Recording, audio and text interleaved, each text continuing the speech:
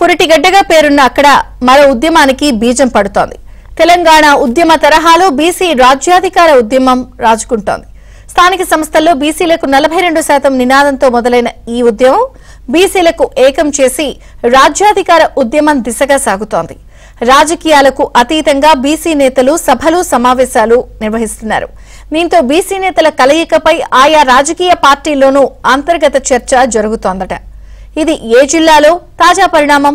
ఉద్యమాన్ని రగిలిస్తున్న నేతలెవరు? Was this ABN spotlight.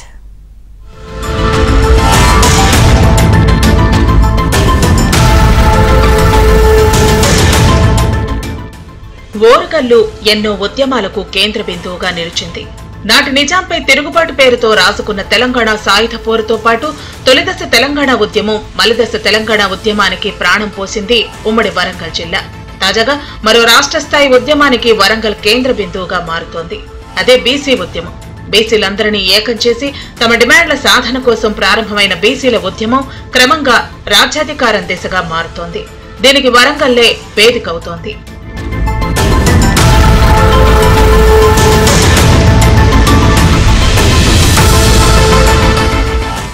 ఇటీవల వరంగల్ కేంద్రంగా బీసీ ఇంటలెక్చువల్ ఫోరం వరంగల్ నగర శాఖ ఆధ్వర్యంలో బీసీల సమర శంఖారావం నిర్వహించారు. ఈ సమావేశానికి పార్టీలకు అతీతంగా నేతలు పాల్గొన్నారు. బీసీ రిజర్వేషన్లు రాజ్యాధికారం దిశగా చర్చించారు. అధికార పార్టీ ఎమ్మెల్సీ తీన్మార్ మల్లన్న బీసీల హక్కులపై గొంతెత్తి మాట్లాడారు. అవసరమైతే తన పదవికి రాజీనామా చేసి బీసీ ఉద్యమంలో కీలక పాత్ర పోషిస్తానన్నారు. దీనిపై సర్వత్రా ఆసక్తికర చర్చ జరిగింది. ఇలాగే ఈ సమావేశంలో పాల్గొన్న ఇతర పార్టీల నేతలు కూడా ఉద్వేగంగా ప్రసంగించారు. మలిదశ తెలంగాణ ఉద్యమం రాజుకుంటున్న సందర్భంలో కూడా ఓరుగల్లు ఇలాంటి సమావేశాలకు వేదికైంది.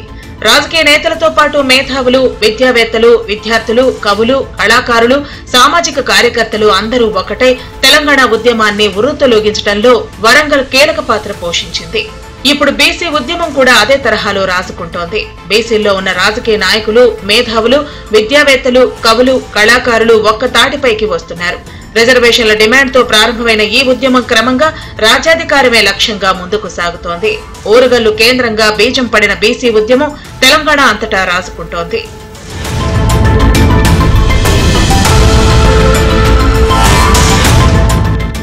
వాస్తవానికి తెలంగాణలో బీసీల జనాభా ఎక్కువ. జనాభా మొత్తంలో 50% పైగా బీసీలు ఉన్నట్టు జనాభా లెక్కలను బట్టి తెలుస్తోంది.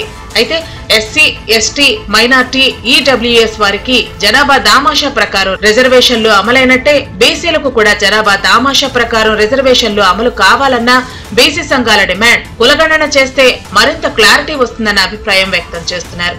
మరోవైపు స్థానిక సంస్థల్లో 42% రిజర్వేషన్లు అమలు చేయాలని డిమాండ్ చేస్తున్నారు. దీనిపై కొందరు ఏకంగా నిరాహార దీక్షలే చేస్తున్నారు. స్థానిక సంస్థల్లో బీసీలకు 42% రిజర్వేషన్లు కల్పించాలని డిమాండ్ చేస్తూ వరంగల్ జిల్లాకు చెందిన రజక రిజర్వేషన్ పోరాట సమితి రాష్ట్ర అధ్యక్షుడు చాపర్తి కుమార్ గాడ్డే ఆమరణ నిరాహార దీక్షకు దిగారు.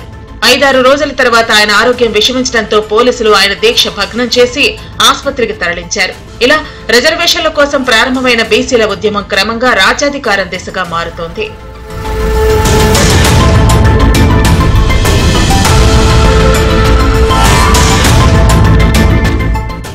వరంగల్ కి చెందిన దాసు సురేష్ బీసీ రాజ్యాధికార సమితి ఏర్పాటు చేసి కొంతకాలంగా ఉద్యమం చేస్తున్నారు. జనాభాలో అధికంగా ఉన్న బీసీలకు రాజ్యాధికారమే లక్ష్యం కావాలంటున్నారు.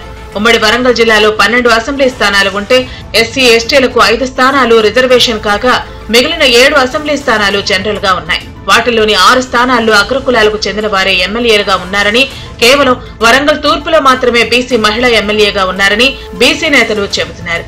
ఇలా తెలంగాణ అంతటా బీసీలకు అన్యాయం జరుగుతోందని, రాజకీయంగా, ఆర్థికంగా, సామాజికంగా బీసీలను అణగదొక్కుతున్నారని బీసీ నేతలు చెబుతున్నారు.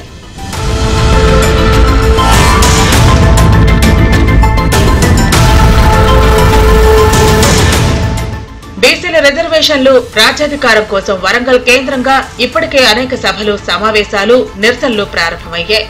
క్రమంగా అవి రాష్ట్రమంతటా విస్తరిస్తున్నాయి. అయితే వచ్చే ఎన్నికల నాటికి ఈబీసీ ఉద్యమం మరింత రగిలించి ఇటు రాజకీయ పార్టీల్లో అటు సమాజంలో చైతన్యం రగిలించి బీసీ రాజ్యాధికారానికి బాటలు వేయాలన్నది బీసీ నేతల లక్ష్యంగా కనిపిస్తోంది. ఉద్యమాలకు పురిటిగడ్డగా ఉన్న ఓరుగల్లులో రాసుకున్న బీసీ రాజ్యాధికార ఉద్యమం ఏ మేరకు ఫలితాన్నిస్తుందో చూడాలి.